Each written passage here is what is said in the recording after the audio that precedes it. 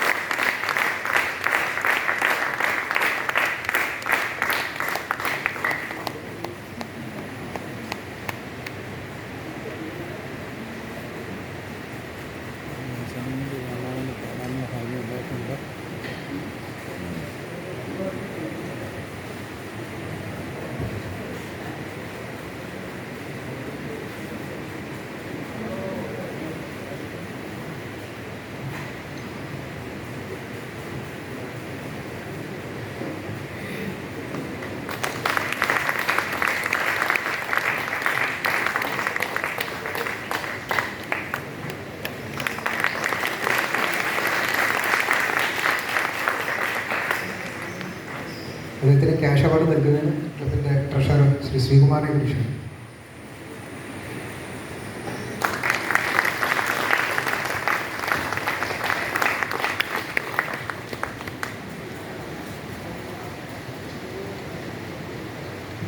ഇനി ആശംസ പ്രസംഗമാണ്.